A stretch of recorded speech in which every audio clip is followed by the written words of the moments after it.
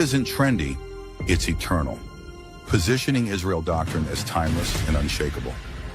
I don't follow the crowd, I follow the covenant. Separates the movement from popular culture.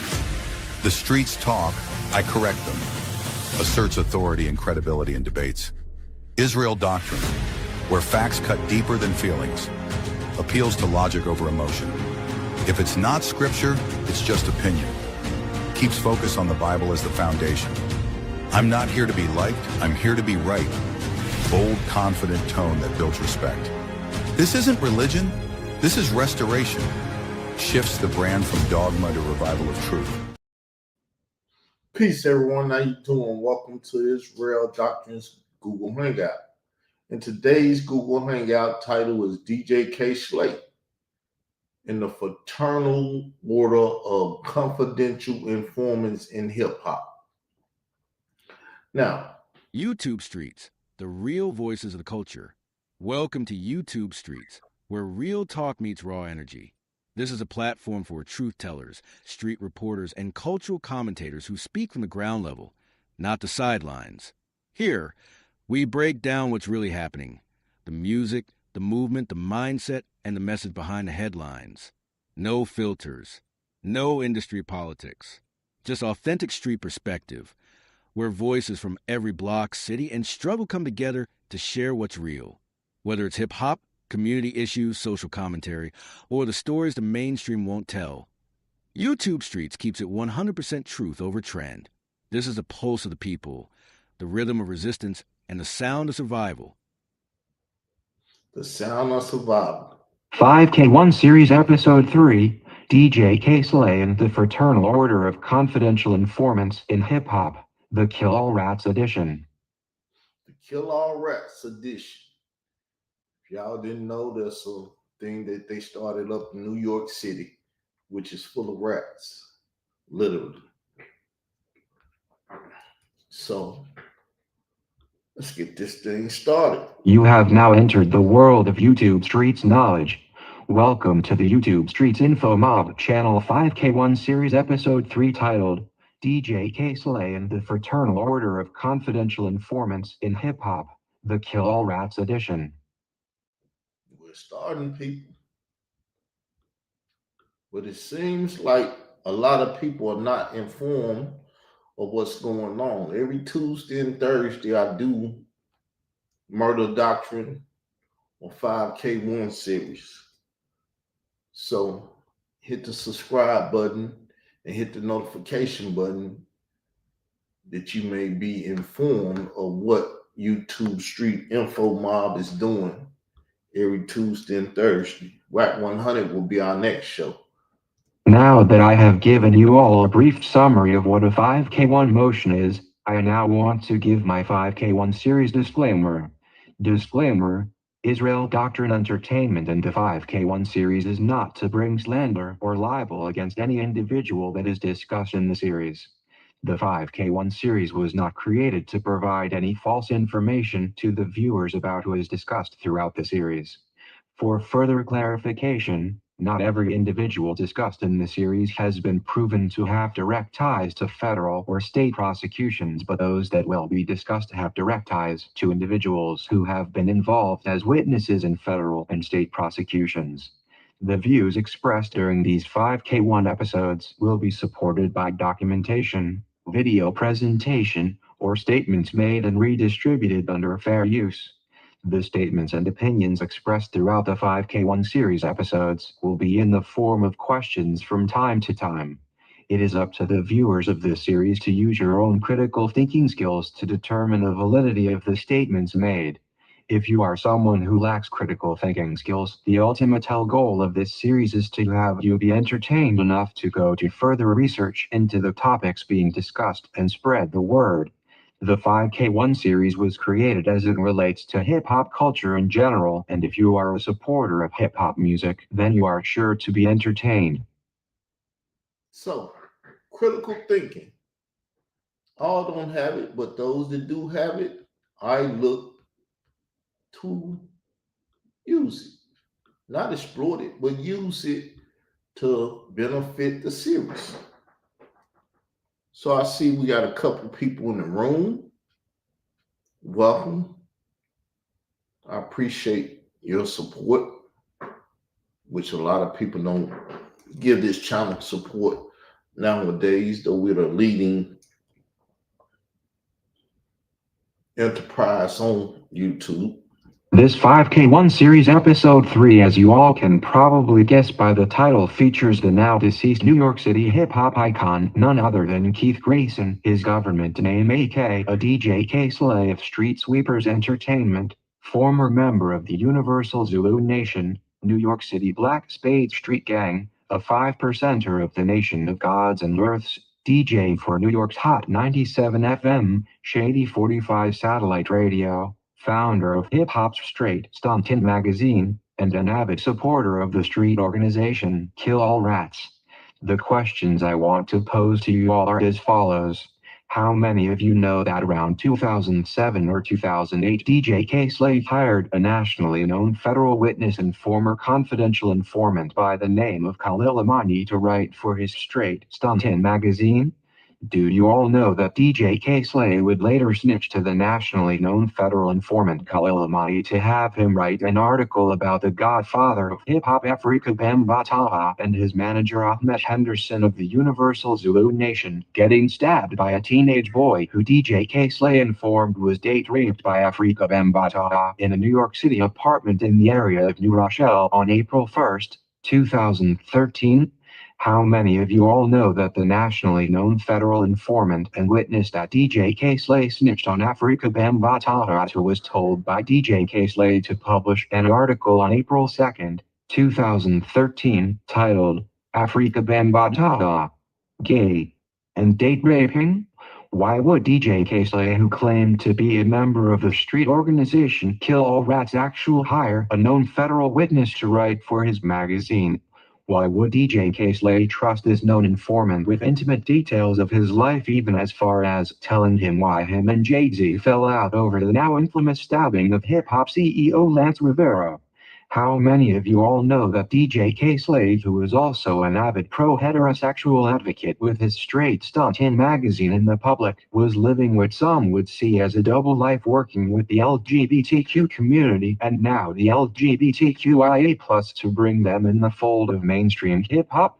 Do you all know that DJ K-Slay agreed to have a cast of gay rap artists appear on his Shady 45 radio show to assist his gay advocate hip-hop writer and known informant Khalil Amani in influencing the culture to include the LGBTQ and also to sneak the actual people who sleep with underage teens into the culture?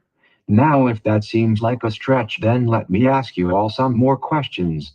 Do you all know that the nationally known federal informant Khalil Amani, as the writer for DJ K-Slay Straight Stuntin' magazine, alleged during an interview around 2018 on the Ed Opperman report that DJ K-Slay told him that as a teenager he was used by the Universal Zulu Nation with other teenage boys to lure in teenage boys for Afrika Bambaataa to have sexual relations within the Zulu Nation around the late 1980s?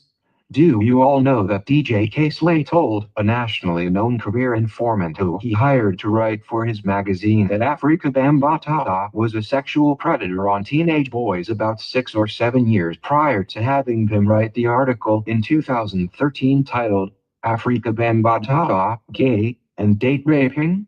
How many of you all know that hip-hop has been infiltrated by state and federal law enforcement agencies due to criminal activity in hip-hop? Do you all know that, akin to law enforcement programs, the hip-hop police in the year 2025 is a modern counterintelligence operation online, or as I call it in these YouTube streets? Do you all know that known hip-hop informants like Tekashi 69 and confidential informants or confidential human sources and career informants are working online in hip-hop with various for-profit, non-for-profit, not-for-profit, non-governmental organizations and other international charitable organizations running major rackets in the entertainment business?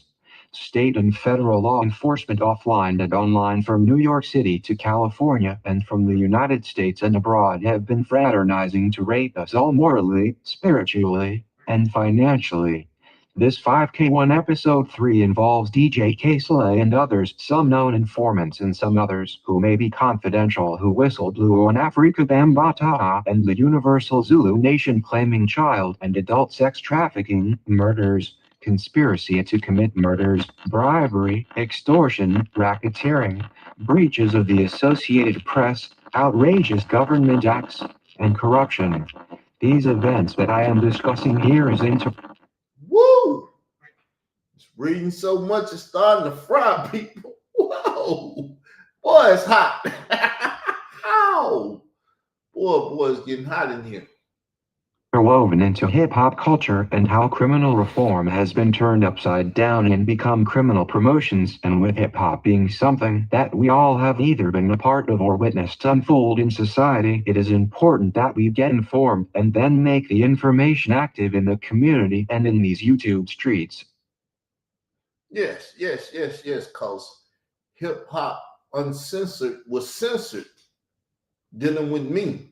I don't know how they allowed that to happen, but as you heard, these YouTube streets and these channels that I'm over, you can't do that with us. We'll see you in court. We don't have no written agreement to do that, not to do that, none of that. We don't play that over here. After I'd have been censored, we're not going to let anyone censor anybody over here.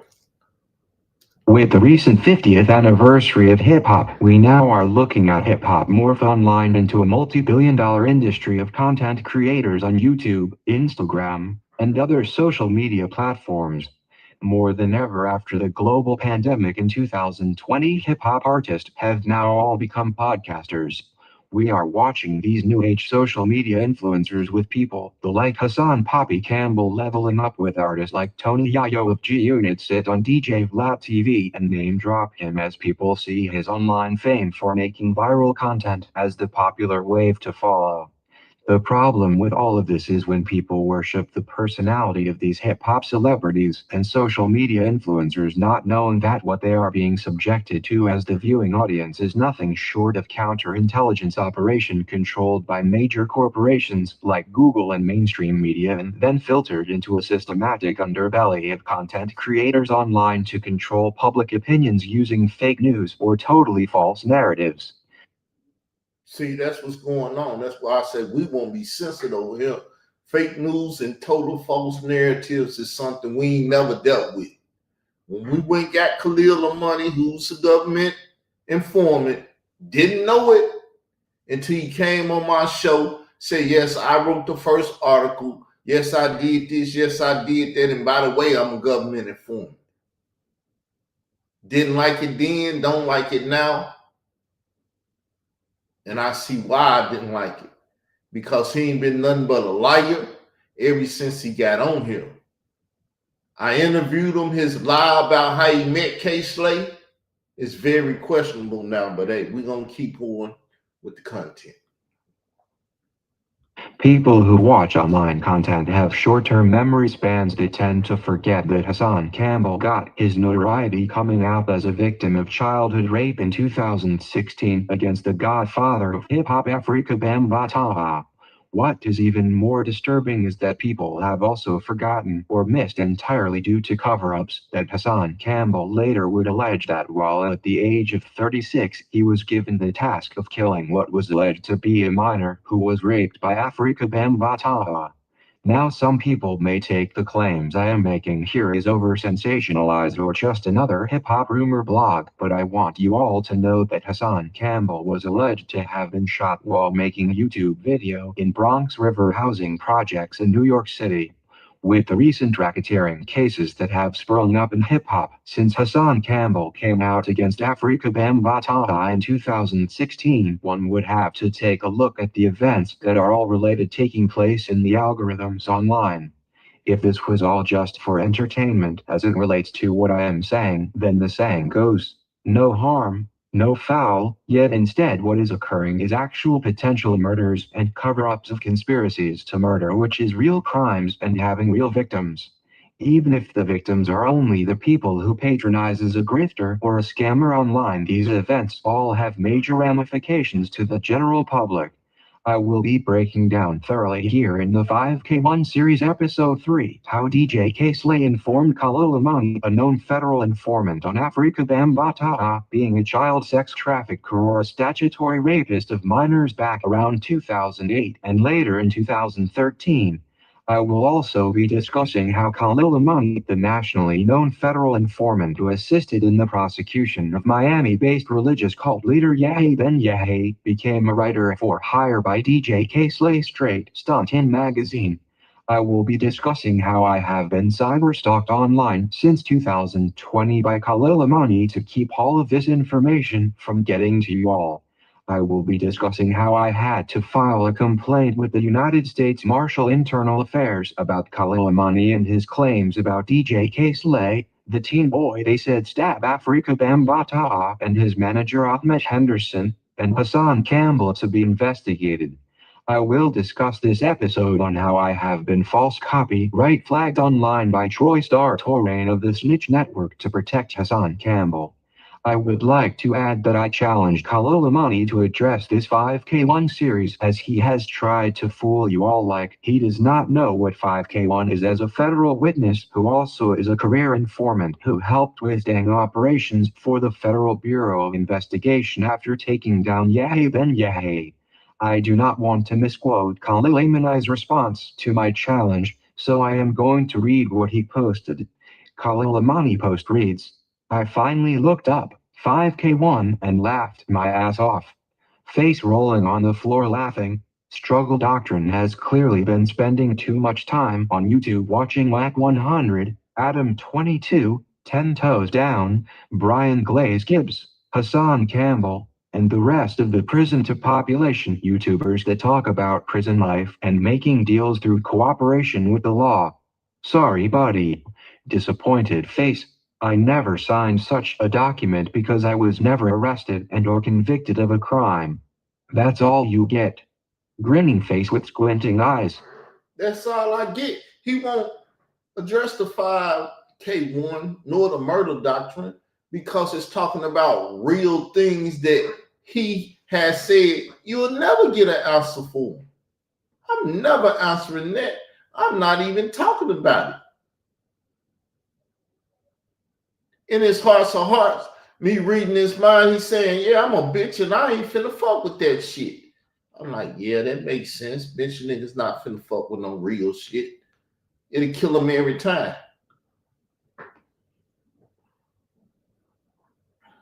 Makes sense to me. Makes sense to you all. Ain't no but 3 people watching. I know y'all afraid to speak though.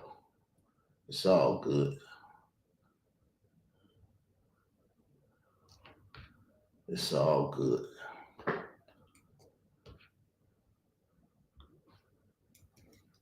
The question is, why would Khalil Amani post these names to respond to my challenge? Why would Khalil Amani post the names of WAC 100, Adam 22, 10 Toes Down, Brian Glaze Gibbs, Hassan Campbell?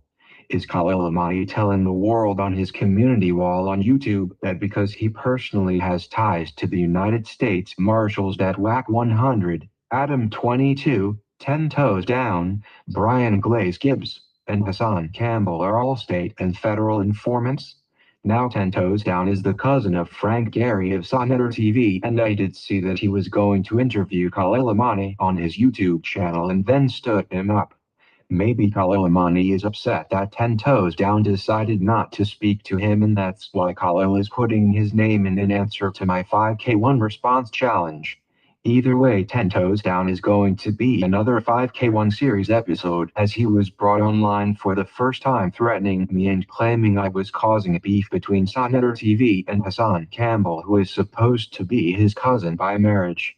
I would not be surprised if the names Khalil Amani posted are all federal informants, because Khalil Amani has been telling on people to the federal government since the 1980s as a career informant, which is in some of his writing that he was disguised as an imam for the Federal Bureau of Investigation after taking down Yahya Ben Yahya.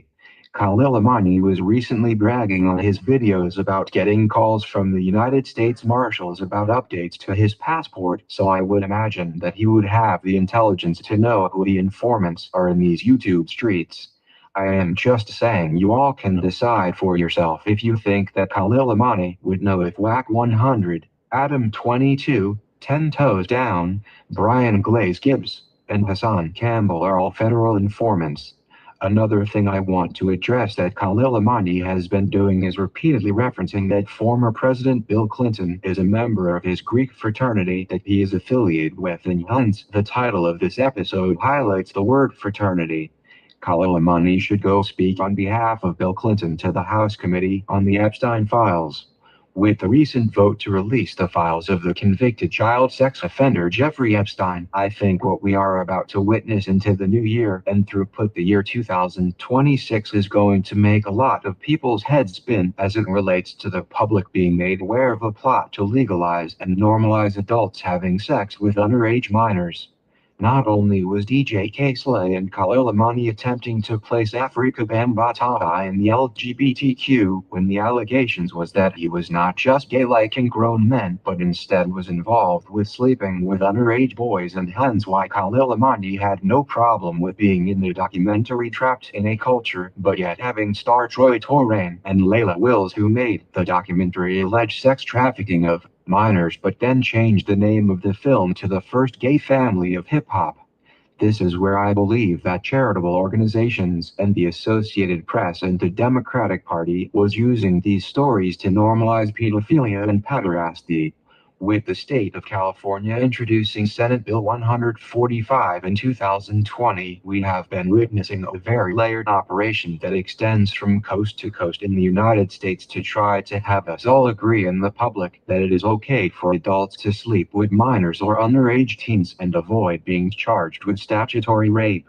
I know that may sound crazy to some, but one has to follow the laws to know what laws are being incrementally changes, and my research found that on September 9, 2020, the Los Angeles Times reports, Sacramento, discrimination against LGBTQ people in sex crime convictions will be outlawed under a new law signed by Governor Gavin Newsom late Friday evening. The measure, Senate Bill 145, will amend existing state law that allows judges to decide whether an adult convicted of having vaginal sexual intercourse with a minor should register as a sex offender in cases in which the minor is 14 years or older and the adult is not more than 10 years older than the minor. Currently, adults who are convicted of having oral or anal sex with a minor under those circumstances are automatically added to the state's sex offender registry. SB 145 will eliminate automatic sex offender registration in those cases and give judges discretion to make that decision. Now right there we can see a law that can incentivize judges through bribery to determine certain people to not be placed on the sex offender registry, and it was used in line with the LGBTQ now fact. So as you can see, if you pay attention, critical thinking, and if not critical thinking, go do your own research and see if what I'm saying is true. See if what I'm saying is true. These people was changing laws and doing stuff. Look at the time frame of what's going on and how it lines up with what was going on YouTube with Ron Savage, Hassan Campbell, and all these people. Timelines and stuff. They don't lie. Fast forward to the year 2025 and we see clearly that the LGBTQ has added A and then plus for all forms of sexual immorality, which could include incest and even bestiality, and even worse, the plus can be interfaced for pedophilia and pederasty. None of what I am discussing is a fringe conspiracy, as we now have votes to release the Jeffrey Epstein files, and many have alleged that top celebrities, politicians, and corporate executives have been part of a global sex trafficking and child rape cult that is used to control people through blackmail and extortion. DJ K. Now, as you can see, when we used to go in and say Khalil Amani was doing something to his step grandson, He's a part of the ritual cult world to do these things. Slay, no doubt, with Khalil Amani, was involved with reporting on what was later alleged to be a global sex trafficking ring of minors in the Zulu nation, with allegations against Afrika Bambaataa ranging from the United States, Brazil, the United Kingdom, and France. Y'all see this? Bambaataa has been doing this thing across the globe. And you think them people that's been holding him down ain't came for my life? They want to come for my life? But I'm one that's not afraid to die. I died back in 2002 whenever I got baptized. There are still a few more questions that I must ask here before we really get this going to the depths of the wickedness that surrounds the star of this episode. So that no stone is left unturned in this episode, we intend to get to the truth about the legacies of these hip-hop legends and icons. How many of you all note that my wrongfully terminated channel on YouTube under the name Israel Doctrine Reloaded was false flagged by DJ K-Slay right before he died in 2022? How many of you know that Khalil Amani was trying to have DJ K-Slay be his send-off, or what I call a do-boy, to have him place a strategic lawsuit against me for my public participation in the Afrika Bambaataa child sex trafficking allegations? How many of you all know that Hassan Poppy Campbell once attacked DJ K-Slay for having Khalil Amani, who is known nationally as a federal witness working for his magazine? Do you all know that Hassan Poppy Campbell would later allege that DJ K-Slay was also a confidential informant following what he claimed was DJ K-Slay being arrested for music piracy around the time of the raids on DJ Drama? Hassan Campbell would even claim that to cover up DJ K-Slay being an informant, a man was murdered, and he would allege that DJ K-Slay may have been directly involved. Do you all know that California hip-hop manager Wack 100 was the West Coast arm of Straight Stuntin' magazine? With all of the debauchery of Wack 100 from allegations of extortion of the deceased rapper Nipsey Hussle's estate and the recent arrest of Rolling 60s Crips gang leader Big U and Loose Cannon, the snitch culture is being monetized on YouTube and the YouTube streets and Clubhouse and Instagram. With the recent allegations of an organized hit on rapper Tekashi 6ix9ine, we keep seeing over and over the same players with the same government ties and informants all interlocking and using real crimes and made-up propaganda to create revenue streams and to cover up real racketeering operations using misinformation and disinformation. If you want the answers to some of these questions, then stay tuned, because this 5K1 episode is going to take a deep dive that is sure to turn the YouTube streets upside down. I'd like to play something right quick.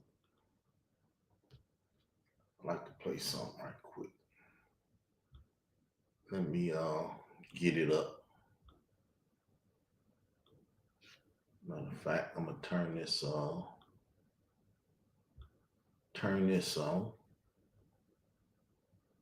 So I won't have any problems. And I will pull it up now.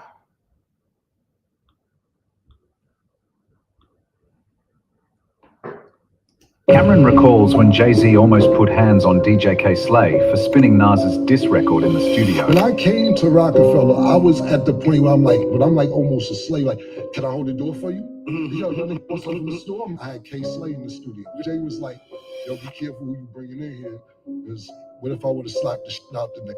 And I'm like, I didn't know, but I knew K-Slay had the drama out.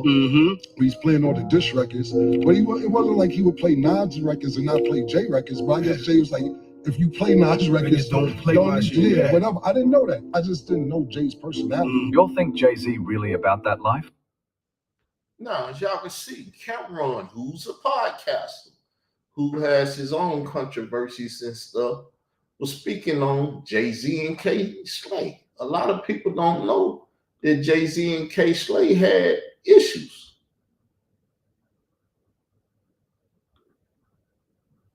K-Slay running with an informant, Jay-Z about to do business with an informant. Right? Y'all will see where it all goes as we keep going through the series. I know it's like, oh, that shit was, why did he play that? Don't worry. You'll see in here in the future. As I like to say, it get greater later. It gets greater later. Many of you who have watched Israel Doctrine Entertainment LLC platforms on YouTube over the years may know, this platform started a movement in 2017 using what I termed as infoactivism to find the whereabouts of what was reported to be a young Spanish or Latino teenage boy that stabbed Africa Bambataha and his manager Ahmed Henderson of the Universal Zulu Nation in a New York apartment in 2013. I first was made knowledgeable about the stabbing incident listening to an interview done with Hassan Campbell on the YouTube Content Creator Queen's Flip episode number 29.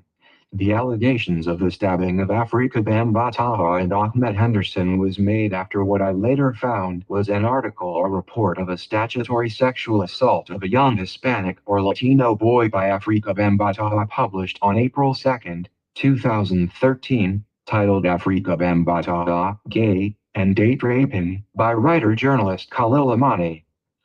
I would interview with Hassan Campbell and Khalil Amani on my YouTube channel in 2017, and I would later piece together that Khalil Amani was informed of the stabbing of Afrika Bambataha and his manager Ahmed Henderson following the alleged statutory sexual assault of the teenage boy by the now deceased DJ K-Slay, as Khalil Amani was a writer for DJ K-Slay's Straight Stuntin magazine in the year.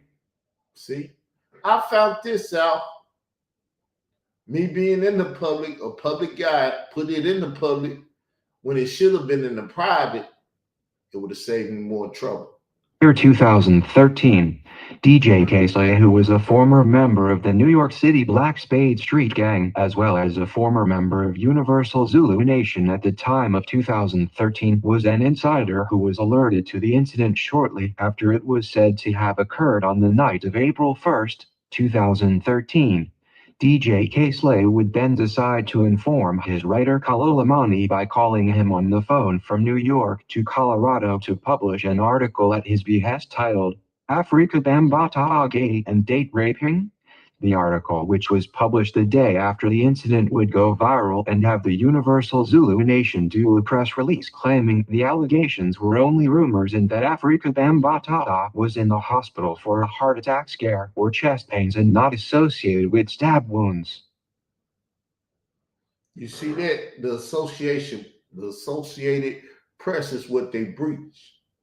Because Dave Wedge wrote in his article before the Zulu Nation, Troy Star Terrain and Layla Wills and all these people got to arguing and fighting and stuff.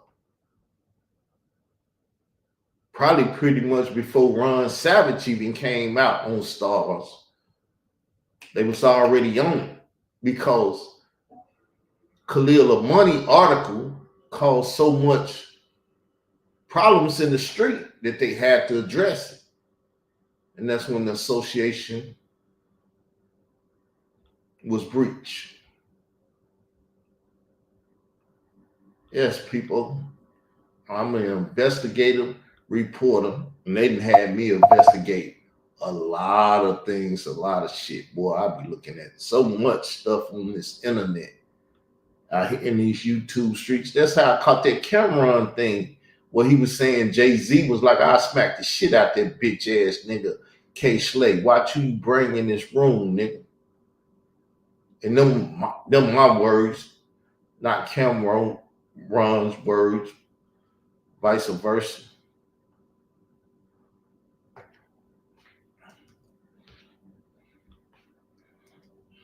I would also be told by Khalil Amani after interviewing him that after publishing the article, DJ K-Slay informed him to take the article down.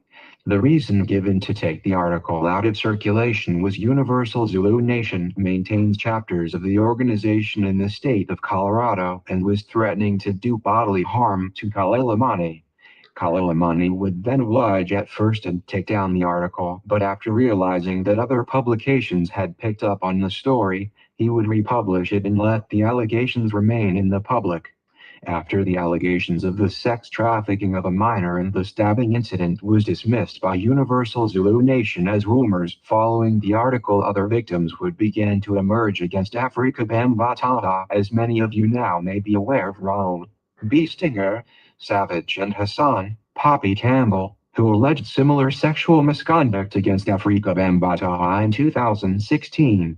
Ronald B. Stinger, Savage and Hassan Poppy Campbell, both following coming out against Afrika Bambaataa, spoke of being aware of the stabbing of him and his manager Ahmet Henderson in an article of Canada-based Noisy Vice magazine and published by journalist Dave Wedge.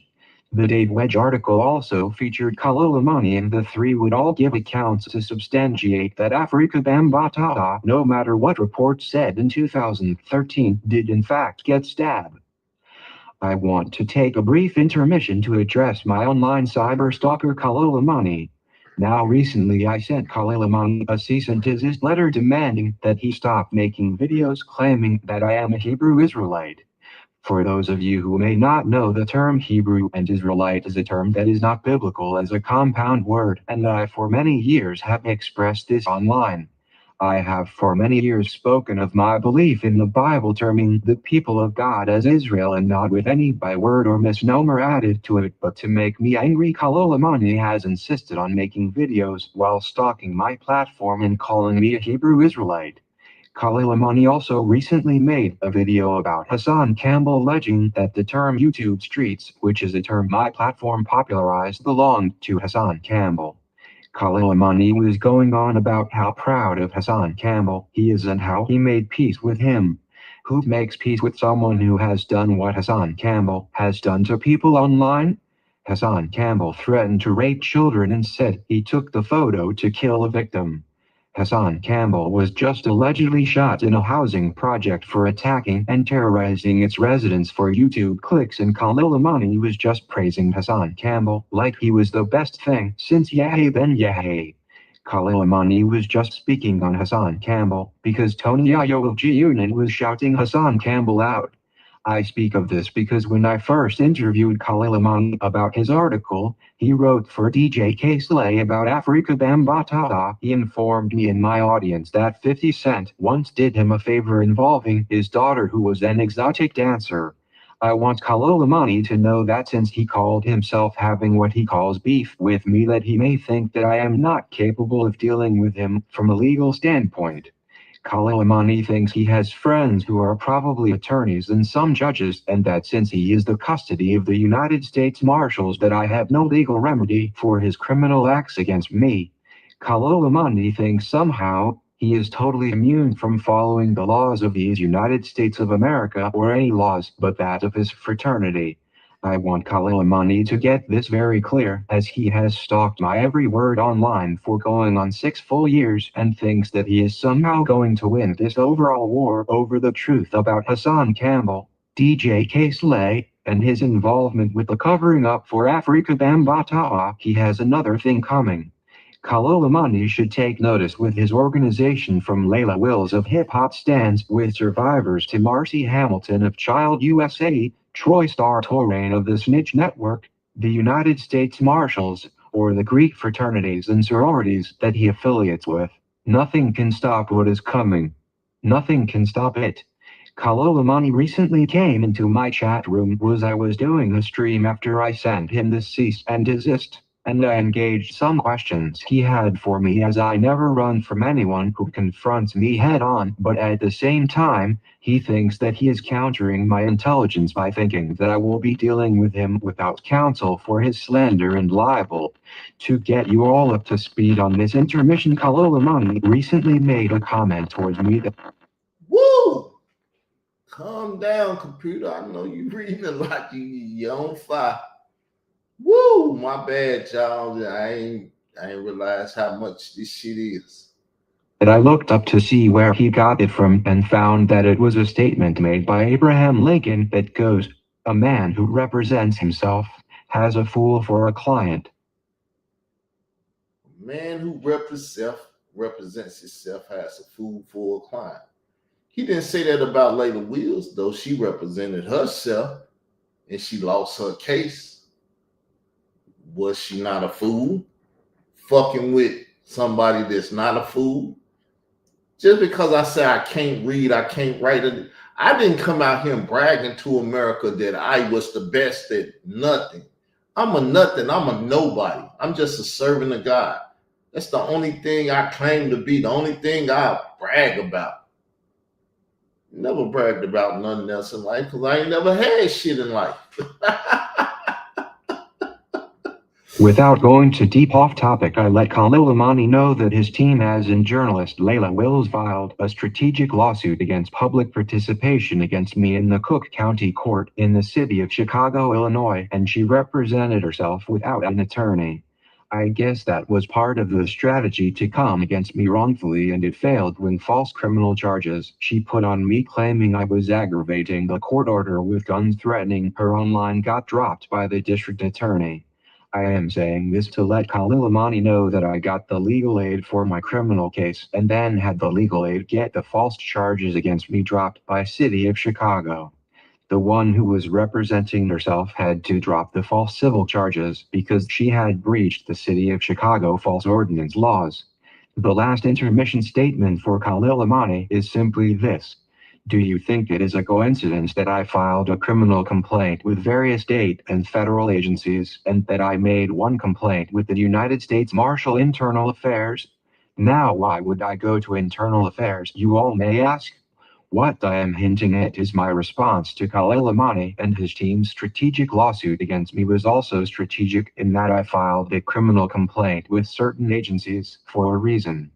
Some agencies I am not mentioning here and never have for a reason, in order that the ongoing conspiracy to cover up the crimes of Hassan Campbell and to control the narrative of DJ Slay and Afrika Bambaataa is like murder because of the statutes of fraud, in simple meaning the conspiracy to cover up by the actors and the conspiracy ends when the last act to cover up the conspiracy ends. Since Khalil Amani has been continuing to stalk me and since Hassan Campbell has now been online for almost 10 years terrorizing people with the last act continuing to this very day, that means that every day it continues to be done strategically, it can be activated strategically. I hope everyone listening to this learns from what I am putting down here because Khalil Amani has no clue what he has been strategically placed inside of for his strategically joining people who tried to have me murdered in a prison on false charges. I want Khalil Amani and all who watch this episode to bear witness so that when all of what is coming aligns in the very near future for Hassan Campbell, Khalil Amani and all tied to the Afrika Bambaataa child and adult sex trafficking rackets and the cover-up, you all will know I am the king in these YouTube streets. King. The king, boy, I'm so proud to call myself that. See, I've never had the ability to call myself that because I've never had none of the shit to be proud of. But I came in these YouTube streets being Israel Doctrine. 2009, I came in these streets, Israel Doctrine with my company, and I've been ruling these streets ever since. Taking anyone that wanted head on, not running from nothing to nobody. Because there ain't no fear in my heart. Who do I have to fear? The Lord God of Israel. And I believe he is proud of what I'm doing. Now I want to dissect some allegations made not too far back by Hassan Campbell alleging that DJ Slay turned federal informant as a result of being arrested for piracy during the mixtape raids on another legendary hip-hop DJ known as DJ Drama. Piracy. That's what all the false flagging that Troy Star Terrain, Layla Wills, DJ Slay, Khalil Amani, all these people, piracy. They say I'm out here pirating YouTube shit. I'm not. I have legal right to do what I do. It's called copyright. This, that, and the other. Matter of fact, I'll show it on the screen. So, copyright disclaimer under Statute 107 of the Copyright Act of 1976. Allowance is made for criticism, comments, news, reporting, teaching, scholarship, and research. And I do 99.9 of everything up there. So what are we talking about? The October 29th, 2020 NPR Music article reads, "The raid that changed rap DJ Drama's mixtapes changed the sound of rap. Then, the cops came knocking. 13 years ago, at the height of his fame as a mixtape king, he had everything taken away. After a raid by federal agents on his studio, Drama wound up targeted, arrested, and jailed, a martyr for mixtape culture. The mixtape model had its risks, but it also had its rewards. Drama didn't have to license any of the music or pay artists, and it cost him around 50 cents to print a CD that he'd sell for $5.10. He says there were months where he was selling 50,000 to 75,000 mixtapes a month. He'd gone from making $100 a week in his college mixtape hustle days to $50,000, $60,000 a month. He remembers watching as his bank account grew into the hundreds of thousands of dollars, more money than he'd ever seen. On January 16, 2007, DJ Drama, DJ Cannon and the affiliates were camped out at the studio to plot their next move. Gangsta Grills, the album, Drama's major label debut. Drama stepped outside to move his car when he realized they weren't alone. "I walked out the door," he says, "and then that was when it was just like SWAT and helicopters and, here come the SUV and they just pull from all corners." Drama played it cool because he knew that whatever it was, he wasn't the target. But things escalated. Officers pulled up and jumped out with M16s drawn, pointed at Drama. They called him by his government name, Tyree Simmons, and told him to get on the ground. They took his ID. Drama says he heard the officers get on their radios, saying, "We got one of the perps." "So I start, in my mind, freaking out," he says. "Like, huh? Like, who? Y'all got one of them wait, it's gotta be a mistake." Then, all hell broke loose. Police stormed the offices, waving guns and telling everyone to get face down on the ground. It was a full-on raid. Drama says they were looking through the building for guns and drugs, which they didn't find. What they did find was tens of thousands of mixtape CDs, which they confiscated along with studio equipment, computers, 4 cars, bank statements and even the hard drives containing songs recorded for Drama's new studio album. Then, they took Drama and Cannon. They told Drama he was being arrested for bootlegging and racketeering under RICO laws, the kind of serious conspiracy charges used to take down dangerous crime outfits, like the mob. Drama didn't even know what RICO stood for at the time. Police rounded up everybody and took Drama and Cannon separately to Rice Street, where they were booked into the Fulton County Jail. The next morning, Drama woke up in a jail cell for the first time in his life. He and Cannon were able to make bail for $100,000 apiece. That's when they found out how serious the RICO charges they'd been slapped with really were. On the phone, T.I. explained something Drama didn't know. The feds can confiscate all your funds in a RICO investigation. T.I. told Drama to take his money out of his account, but when Drama looked up his bank records online, he froze. A bank account, consisting of several $100,000, reduced to nothing. In that moment, Drama says, he broke down and cried. When Drama found out his arrest was made in conjunction with the RIAA, the same trade organization whose seal appears on the gold and platinum plaques hanging in his offices, it felt deeper than a personal betrayal. It was a betrayal of hip-hop. Drama and Cannon were charged with a Georgia state law that made it illegal to sell CDs without putting your name and address on them. Essentially, it was a way for the state to enforce federal copyright law, and they added a RICO charge because they were mass distributing the CDs. Now, y'all see, he got a phone call from one of his buddies who had problems with these people already. He said, "Man, they could freeze your whole access for is your money and stuff and everything, your bank accounts and stuff. Get your money out the bank. But who would have known? The money was already taken care of. And then, man, woo, deep, y'all. The charges were dead docketed, meaning Drama and Cannon wouldn't be prosecuted, but the dead docketed. Remember I was talking about that a couple videos back? They kill your case until you act up and don't do what they say. Then they revive the case. Now, how long have they been doing this? Since the 80s?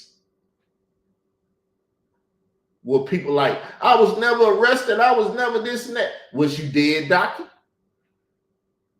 Oh, but you think I had enough sense to find out? How you think I found out about the slap? The strategic lawsuit against public participation? Because I'm not dumb. And I know people. And I got a team and everything else. I'm not out here by myself. Just because y'all don't see and hear my team don't mean I ain't teamed up. Charges could be reinstated at any time. Drama says the DJs never got their money back. According to him, law enforcement claimed they couldn't prove what was earned from legitimate mixtapes and what was from illegal bootlegs, so they kept it all.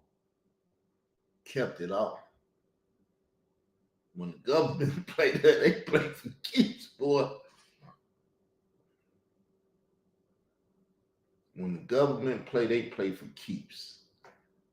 And y'all out here playing with this government, and this government saying, we're going to play for keeps on y'all. Wait till the politics get right. And they getting right, baby.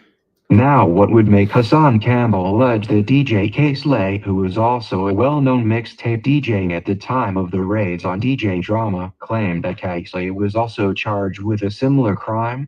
Was DJ K-Slay charged on a dead docket case in order for him to become an informant to avoid further prosecution? Here is another definition for a dead docket. In Georgia, a dead docket means a criminal case is put on an inactive list by a prosecutor or judge and is suspended indefinitely, though it can be reopened at any time within the statute of limitations.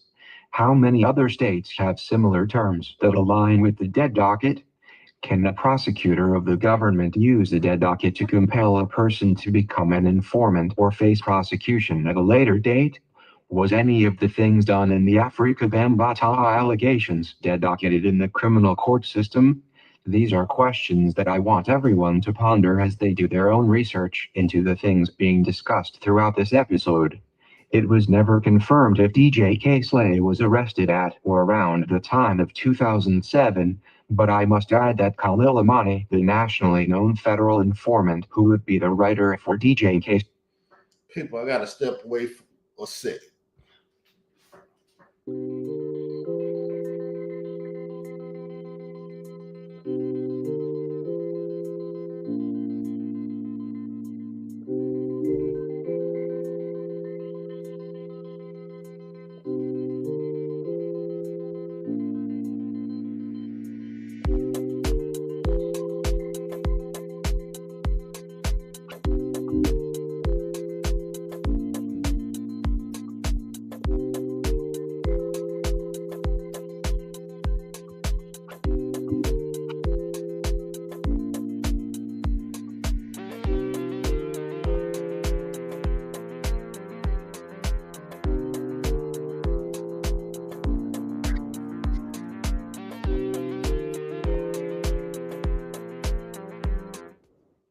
Okay, I'm back. Let's continue. The writer for DJ K-Slay. Slay Straight Stuntin claims he met DJ K-Slay via MySpace around the year 2007 or 2008. I am not saying that what Hassan Campbell alleged about DJ K-Slay was true, but what I can say is that he began to fraternize with a nationally known federal informant in Khalil Amani somewhere around or right after the year 2007. You heard that? Do your research. Timelines.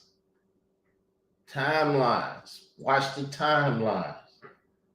because you couldn't watch it when it was going down. You know why? Because you didn't know it was going down. But now that it went down in 2025 this year, woo, deep ain't it? Dead docket. Do your research on it. Do your research. As I asked in the introduction of this episode, why would DJ K-Slay, known as a highly respected street DJ who claims to be a member of a street organization that goes by the name Kill All Rats, hire a nationally known federal informant to write for his hip-hop magazine? Why would DJ K-Slay then tell Khalil Amani intricate secrets about his childhood as a member of the Universal Zulu Nation and go so far as trust Khalil Amani enough to inform him that Afrika Bambaataa sleeps with underage teenage boys? Why would DJ K-Slay then, after telling Khalil Amani that Afrika Bambaataa was into pederasty or sex with minor boys, call all the way from New York to Colorado more than 7 years later to tell him that Afrika Bambaataa and Ahmed Henderson was stabbed by a teen victim of statutory rape in the New Rochelle apartment in New York State on April 1st, 2013? Regardless of what opinions the viewers of this 5K1 episode forms, I want to make it clear that my opinion is that DJ K-Slay was operating within a counterintelligence operation as it related to the magazine Straight Stunt and as it relates to street organization Kill All Rats. Did you hear it? Did you hear it? Take your notes. You want to go to court on it? Let's go to court. We're going to break out some paperwork that we can't see because we're in court. We're going to break it out and we're going to find out some things. Another interesting point to make here is that Khalil Amani would speak of private conversations he had with DJ K-Slay in his videos on YouTube before he had channels terminated for violations of YouTube community guidelines. Khalil Amani exposed various other questionable issues involving things he claims DJ K-Slay told him directly. One issue that Khalil Amani exposed about DJ K-Slay was his beef with Jay-Z, alleging that DJ K-Slay was connected or had knowledge to what really happened with the stabbing of Lance Rivera, the CEO of hip-hop label Entertainment, responsible for artists like Cameron and Charlie Baltimore. Khalil Amani would claim that the stabbing caused a rift between Jay-Z and DJ K-Slay that continued up until the death of DJ K-Slay. The word on the streets is that though Jay-Z was charged with the stabbing of Lance Rivera, it was actually someone in Jay-Z's entourage that committed the act and Jay-Z took the charge. I bring up the relationship that went sour at some point between DJ K-Slay and Jay-Z after I did some research of my own and found some commentary online associated with the stabbing that reads, Jay-Z on the other hand stabbed music executive Lance Rivera for bootlegging one of his albums in 1999. DJ K-Slay would false flag my now wrongfully terminated Israel Doctrine Reloaded YouTube channel after I began to expose his relationship with Khalil Amani and inform my audience that Khalil Amani spoke on the Ed Upperman Report podcast alleging that as a teen the Universal Zulu Nation used the teen members to traffic other teens into the nation for sexual relations with its founder Afrika Bambaataa. The flags on my now channel was done in concert by DJ K-Slay, Khalil Amani, and Layla Wills. I find it interesting that Hassan Campbell would claim DJ K-Slay was charged for piracy associated with copyright infringement of artist material, but then actually flag my YouTube channel with a false copyright strike. It is alleged from statements given by the brother of DJ K-Slay that DJ K-Slay died from COVID-19 in New York City on April 17, 2022, at the age of 55. Khalil Amani recently posted a video I did about how DJ K-Slay's death was announced on my birthday, which falls on April 18th. Khalil Amani claims that my video, which I did as a means to inform everyone that DJ K-Slay, who had wrongfully flagged my channel producing no copyrights for the material he claimed I infringed upon, was someone who caused my business and life great anguish, as he and his affiliate Khalil Amani had tried to destroy everything I built for my truthful journalism on the Afrika Bambaataa child molestation allegations.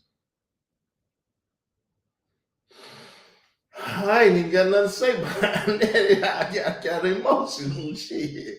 Woo! Damn near. I ain't gonna never cry on camera, but woo, that shit got a little emotional, y'all. Woo! I want the viewers to remember that Hassan Campbell, an alleged victim of Afrika Bambaataa, has now been referenced as a social media influencer from top celebrities all throughout hip-hop, including Kendrick Lamar, and it should be noted that WAC 100 most certainly has ties to Kendrick Lamar, being a West Coast artist and based on the 6 degrees of separation from Khalil Amani, being affiliated with DJ K-Slay, and WAC 100 being the business partner of DJ K-Slay. I believe they are all working together, with Khalil Amani being directly tied to the United States Marshals and the Federal Bureau of Investigation, and due to my belief that government corruption is involved, this 5K1 series is important for the hip-hop culture to learn from. The current status of what happened to the teenage boy who stabbed Afrika Bambaataa and his manager Ahmed Henderson is questionable. The death of TC Islam is questionable, as he was said to be in hiding from the Universal Zulu Nation right before he was murdered in Atlanta. If you want to hear the deep dive into the death of TC Islam, check out our brother series Murder Doctrine Episode 2, TC Islam, the fourth son of the Amen Ra of hip hop. Woo! A little bit more to go, people. A little bit more to go. Thank y'all that joined the show. I know y'all leaders of content, creating channels and stuff. I know when ain't plenty people watching. Yes, a fraternal order of informants has been dispatched into hip-hop, and they are now spread out on the YouTube street to control public opinion associated with real criminal activity and racketeering. The criminal activity being done in the YouTube streets is tied to violent crimes ranging from stabbings to shootouts and ultimately murders and conspiracies to commit murder. These issues in hip-hop also involve copyright laws and intellectual property rights tied to bootlegging and piracy of the materials, with major corporate influence into the state and federal law enforcement activities that enforce individuals into a tribute system that strips the fair use of certain materials away from content creators for public consumption. Yes. Just like Napster and all that stuff. Nothing new under the sun, people. Nothing new under the sun. Nothing. Since much of the discussion being had here involves an ongoing investigation, I must conclude with saying that Khalil Amani, who I once called a national treasure as it relates to his profile being similar to the black light that exposes DNA in a murder investigation. What I am saying is Khalil Amani, when held up against the people he fraternizes with, from DJ K-Slay to his Greek frat brother former President Bill Clinton, we can all see the DNA of corruption being exposed. Khalil Amani, being a nationally known federal informant stalking me since 2020, has allowed me to learn by watching his actions who are the potential confidential informants in hip-hop, like Hassan Campbell. The other thing that Khalil Amani exposes is that even if all who he fraternizes with are not actual government informants, many others are members of Greek fraternities and Masonic lodges. Now, I do not claim to be a Mason, but what I learned about the craft of Masonry is that a 33rd degree Mason is a master of hiding things in plain sight. It's almost like hiding a thing from our eyes by placing it directly under our noses. In having these actions take place over the course of hip-hop over the last 50 years, we all have witnessed things being shown to us all openly, but in a crafty way that does not allow us to process what we are seeing without stepping back and having a 40,000-foot view to see what was directly in front of all of our faces. This is why I believe the Bible is the best tool to liberate the people, because whether we believe in Israel doctrine or not, these principles is exactly what is being utilized to capture audiences and lead mass public opinion. After all I went through trying to make this information active in the YouTube streets, it is up to the next generation to see these things at a younger age and to effectively make change. Woo! Younger generations, to my grandnieces, grandnephews. You know, I'm a grand uncle. When I was born, I was uncle with it. And all of them done had children now. I done had like one or two, but I can't claim. I'm gonna say I ain't letting you know nothing about your children. You so crazy. With the death of DJ Slay, we may never be able to find out the whole truth about the role he played in the cover-up of what happened with Afrika Bambaataa and his manager Ahmet Henderson, or the young teen they say was statutorily raped on April 1st, 2013. The legacy of DJ Slay following his death is one where he had a street named after him in New York City, and where many rappers saw him as a stand-up street individual. I once was making a video on the topic of him working with a known federal informant, and I had people enter my stream attacking me that I could not prove my claims. I want all to know that as it may relate to DJ Slay flagging my channel wrongfully without copyrights, I can prove that. I can prove a nationally known federal informant in Khalil Amani was a writer for Straight magazine. I can prove that the article Afrika Bambaataa Gay and Date Raping was written by Khalil Amani and published April 2nd, 2013. I can prove that my coming out exposing this had Khalil Amani speaking to Slay directly on the phone, and that threats were made to sue me if I did not take down the video. I did to show how Khalil Amani snitched on the Ed Zuckerman report about DJ Slay being a sex trafficker or used to sex traffic teenage boys to Afrika Bambaataa when he was a teen himself as a former member of the Universal Zulu Nation. I can prove everything I have said over the years in a court of law if I need to. Yeah, I'm getting quieter and quieter. Quieter and quieter. I see some more people that entered the room. I guess someone wasn't told something. As we close this episode 3 of the 5K1 series, I hope that you all have been thoroughly entertained. Are you not entertained? Well, if you are, then you do not want to miss episode 4 of the 5K1 series, where we will be discussing California-based hip-hop manager Wack 100. Wack 100's up next, y'all.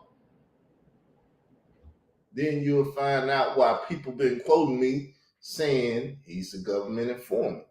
Because I remember going over there on his Instagram, and all of them was talking to him about Khalil Amani. And that nigga from Miami, didn't he tell on Yahweh, man, Yahweh? Oh, man. Hit the like button, share this video with friends and family on social media platforms, subscribe to the channel, hit the notification to be alerted when we are dropping the next episode, become a member, leave a comment under the video, be the first to hear the greatest perspectives from the king of these YouTube streets.